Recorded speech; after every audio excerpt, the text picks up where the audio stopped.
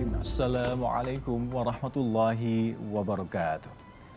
Alhamdulillahilladzi 'allamal Qur'an, khalaqal insan, 'allamahul bayan. Assalatu wassalamu ala sayyidina wa syafi'ina wa dhahrina wa lana Muhammad wa an kulli sahabat rasulillah wa ala alihi wa sahbihi wa barik wa sallim ajma'in. La nabiyya ba'dah. Ayyuhal musyahidun al-kiram pemirsa dimanapun Anda berada, yang insya Allah selalu dirahmati Allah Subhanahu wa Ta'ala. Senang sekali saya Ahmad Al-Kafi kembali menemani Anda dalam sebuah program baru kami, yakni Memahami Islam bersama AM Quraisy Shihab. Dan tentu saja dalam memahami agama Islam atau dinul Islam ini membutuhkan seorang mursyid atau memberikan petunjuk, dan juga pembimbing kita telah hadir bersama kami Ustazana wa Syekhana wa Abina Thumma Abina Profesor Quraisy Shihab. Assalamualaikum Abi.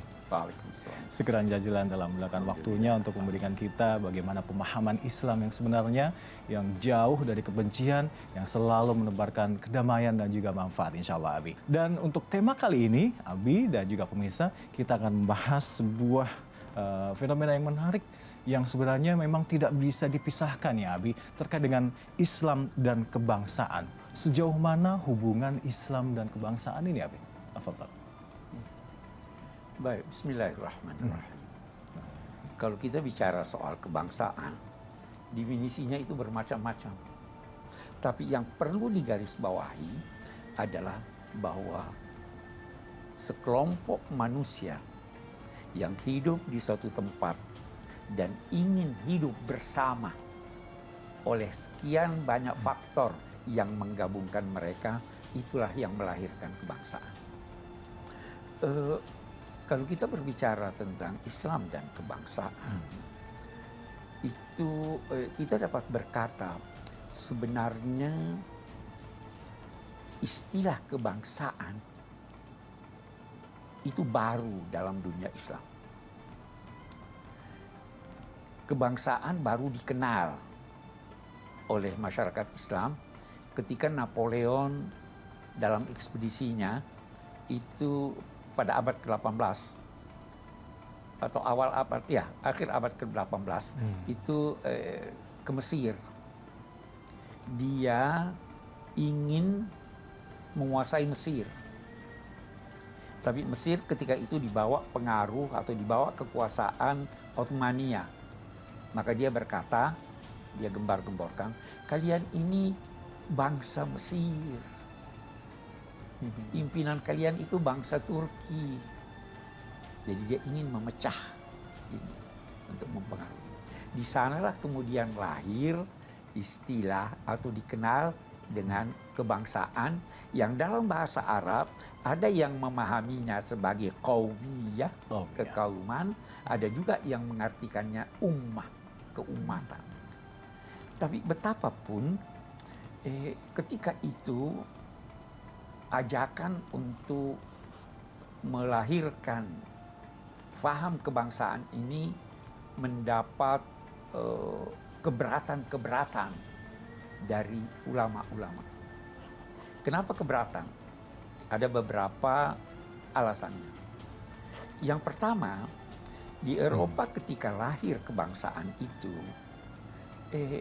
sebelumnya terjadi perseteruan pendapat antara ilmuwan dan agamawan. Perseteruan ini menjadikan ilmuwan menyerang agamawan dengan pendapat-pendapat agama yang mereka lakukan. Sehingga mereka menyerang. Salahnya mereka menyerang agama, bukan menyerang pendapat agamawan. Mereka ingin meninggalkan agama. Kita ganti agama dengan nurani. Nah, ini tidak disetujui oleh umat Islam, oleh ulama-ulama. Hal yang kedua yang mendapat tantangan besar karena dikaitkan dengan kebangsaan ini adalah adanya penjajahan. Maka mereka kaitkan kebangsaan dengan itu sehingga mereka berkata, kami tolak kebangsaan. Sebenarnya penolakan ini tergesa-gesa karena tidak semua kebangsaan seperti itu. Kalau kita ingin melihat hubungan Islam dengan kebangsaan, lihatlah unsur-unsur yang dijadikan dasar untuk lahirnya kebangsaan. Baik. unsur bahasa. Islam tidak menentang bahasa. Bahasa apapun boleh. Baik. Unsur sejarah. Islam justru memperhatikan sejarah. Sebagian besar kandungan Al-Quran adalah pelajaran sejarah. Baik. Islam justru menganjurkan persamaan umat manusia. Kami jadikan kamu bersuku-suku dan berbangsa-bangsa untuk ini. Jadi semua unsur-unsur yang menjadi pendorong atau faktor lahirnya kebangsaan tidak ditolak oleh Islam. Bahkan kita bisa berkata bahwa persatuan dan kesatuan itu adalah salah satu nilai terbesar ajaran Islam yang lahir dari kepercayaan tentang keesaan Allah. Dari sini lahir kesatuan kemanusiaan, kesatuan bangsa, kesatuan masyarakat, kesatuan jati diri manusia, kesatuan manusia dengan pasangannya, kesatuan keluarga dan sebagainya. Jadi tidak ada alasan untuk menolaknya. Masya Allah. Tentu saja saya dan juga pemirsa di mana Anda berada penasaran bagaimana sih konsep kebangsaan Islam saat Rasulullah memerdekakan Madinah saat itu ya. Iya. Nanti kita akan bisa kupas sama-sama. Tetap bersama kami di program Memahami Islam bersama M. Quraisyah. Jadi semua lebur dalam wadah kebangsaan. Karena kalau Anda bercerai-berai, tidak mungkin akan terbangun suatu peradaban.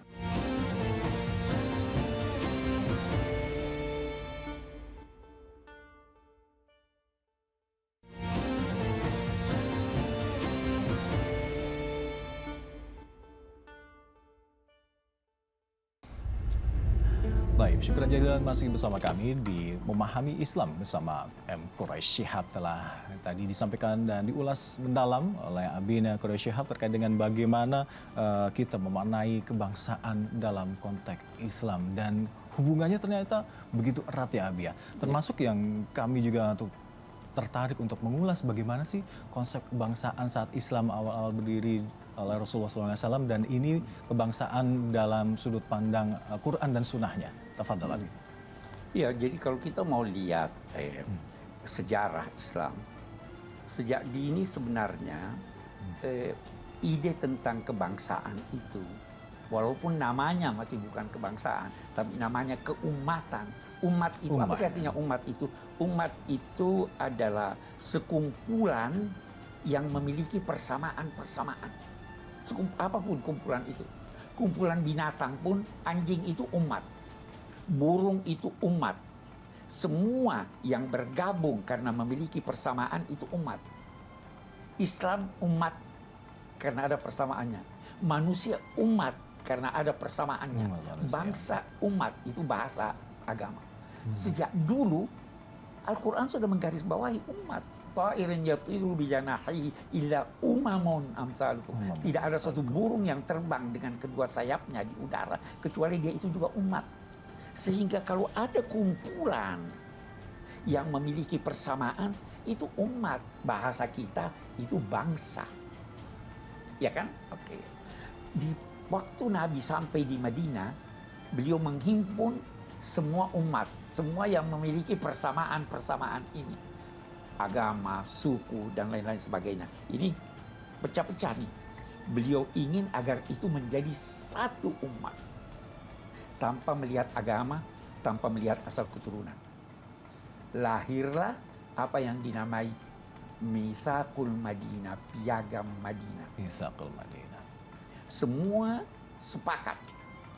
Apa kesepakatannya? Kita semua akan membela kota Madinah dari serangan dari luar. Membela sudah wilayah. Itu sudah Nabi tetapkan itu, dan itu sudah disetujui. Lalu masing-masing bisa menghimpun diri dalam sukunya tanpa dicampur. Kita sebagai bangsa juga begitu, ada suku-suku, bisa kita tergabung di situ.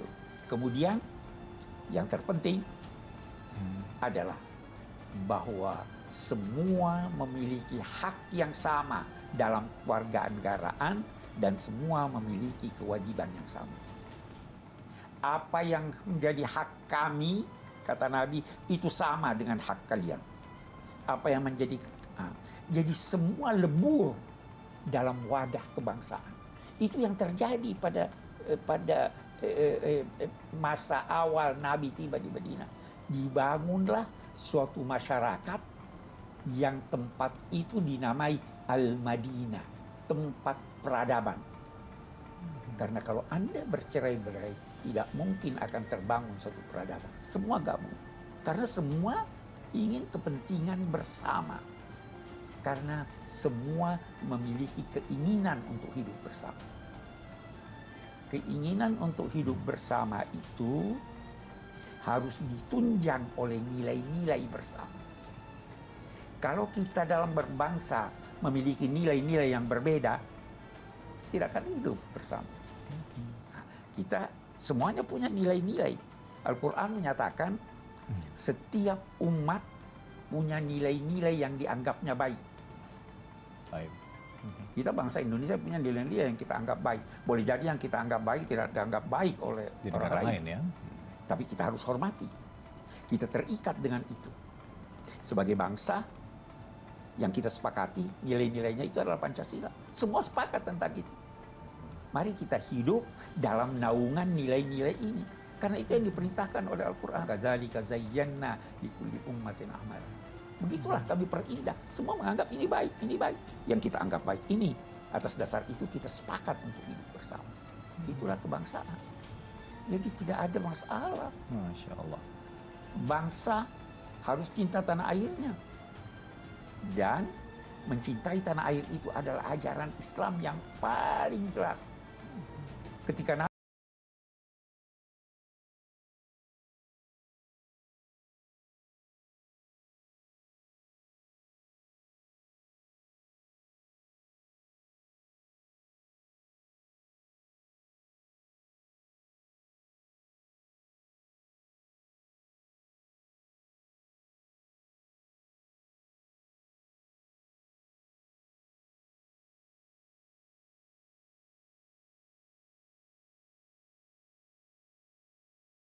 cinta kita kepada ibu, kita bela dia.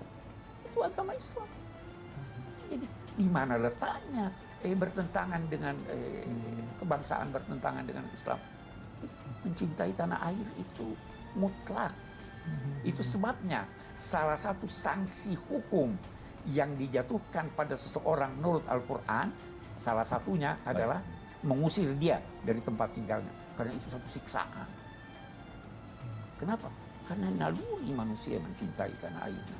Nah, mencintai tanah air, itulah kita menyanyi, mengeluh-ngeluhkan. Itulah kita membangun, itulah kita membela, dan lain-lain sebagainya. Dan itu unsur kebangsaan yang mutlak ada pada setiap bangsa. Saya kira itu. Baik, satu yang patut kita garisbawahi bahwa tadi mencintai negara itu mungkin salah satu hal yang bisa dikatakan mengandung kemaslahatan yang besar sekali. Betul, ya, Pak Abi, ya. betul, ya. Baik, kita akan terus membahas bagaimana konsep kebangsaan dalam Islam itu sendiri. Tetap bersama kami di Memahami Islam bersama M. Quraish Shihab. Apapun putusannya, selama ini memenuhi syarat-syarat tersebut, itu direstui Islam. Caranya terserah. Karena yang dituntutnya hanya musyawarah, bermusyawarah.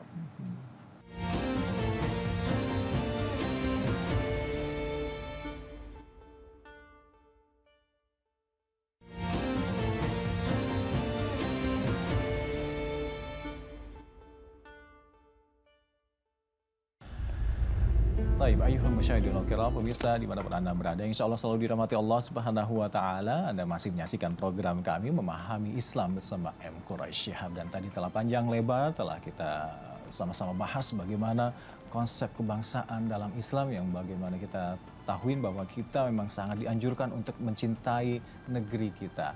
Dan untuk itu Abi, kali ini di segmen ketiga dari setiap episodenya, seperti biasa kita akan membacakan satu pertanyaan yang ada dari sosial media, dari teman-teman setia yang menonton acara program ini.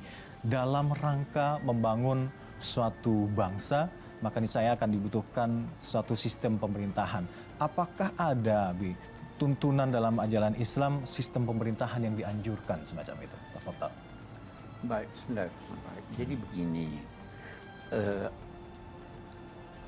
tuntunan Islam itu ada yang rinci, ada yang global, umum. Sesuatu yang tidak terjangkau oleh nalar, itu dia rinci. Soal kehidupan di akhirat itu rinci. Soal ibadah ritual itu rinci. Tetapi sesuatu yang bisa dijangkau oleh nalar dan bisa berkembang, itu dia hanya berikan tuntunan umum. Salah satu di antaranya adalah soal sistem pemerintahan. Tidak ada rinci. Dia hanya berikan tuntunan umum. Mari kita lihat tuntunan umum itu. Yang pertama dinamai syura, musyawarah. Syura. Karena bisa jadi apa yang saya anggap baik sekarang, perkembangan masyarakat menjadikannya, oh itu tidak ada yang lebih baik. Begitulah halnya pemerintahan pada zaman Sayyidina Abu Bakar, Sayyidina Umar, Sayyidina Utsman, Sayyidina Ali. Itu Khulafaur Rasyidin. Beda-beda sistem pengangkatan ini. Sayyidina Abu Bakar di rapat sekelompok orang menyetujui, kemudian umum membaiat. Sayyidina Umar ditunjuk, kamu pengganti saya. Disepaparkan baiat. Sayyidina Utsman panitia mencari. Jadi ada sistem tapi bersifat umum. Dan syura. Syura itu orang katakan demokrasi sama. Oke deh, mungkin demokrasi itu adalah hasil pemerintahan oleh rakyat, kekuasaan. Syura itu cara untuk mencapai itu. Syura itu apa? Syura itu pada asalnya berarti mencari madu dari sarangnya. Masya Allah. Yang dicari itu madu. Yang mencari itu lebah. Lebah itu kata Nabi tidak makan kecuali yang baik. Tidak menghasilkan kecuali yang baik. Yang dikeluarkannya pun baik ya? Yang dikeluarkannya pun baik. Bila hinggap di suatu tempat, tidak merusak. Dia selalu bersih cari tempat itu. Itu yang bermusyawarah seperti itu. Dan yang dicari madu. Siapapun yang menemukannya, kita terima. Itu yang diinginkan oleh Islam dalam musyawarah. Itu yang diinginkan oleh Islam dalam memilih majlis permusyawaratan rakyat. Dewan Perwakilan Rakyat. Karena dia mewakili. Apapun putusannya, selama ini memenuhi syarat-syarat tersebut, itu direstui Islam. Caranya terserah. Karena yang dituntutnya hanya musyawarah. Bermusyawarah. Kita saja di Indonesia dalam konteks demokrasi, bermacam-macam cara yang telah ditempuh. Demokrasi Pancasila, demokrasi terpimpin, boleh jadi demokrasi liberal, dan lain-lain sebagainya. Terserah, yang penting musyawarah. Itu sistemnya. Baik, ya, baik. Habib, terima kasih bersama kami. Setelah kita bahas bagaimana konsep kebangsaan dalam Islam khususnya, apapun caranya. Melalui musyawarah tadi yang penting, dan juga nilai atau outputnya yang penting adalah untuk kebaikan dan kemaslahatan masyarakat tentunya. Syukron jazilan telah bersama kami untuk membahas bagaimana manfaat dari konsep kebangsaan dalam Islam kali ini. Pemirsa, kita jumpa kembali di episode-episode selanjutnya, dan tentu saja dengan tema-tema dari pemahaman Islam dan bagaimana memahami Islam bersama M. Quraish Shihab. Saya mohon maaf, alafu minkum jika ada kesalahan. Wallahul muwaffiq ila aqwamit thoriq. Wassalamualaikum warahmatullahi wabarakatuh. Waalaikumsalam. Insyaallah.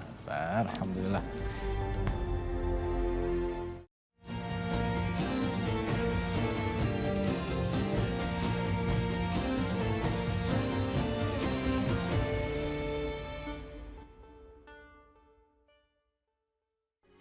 Metro TV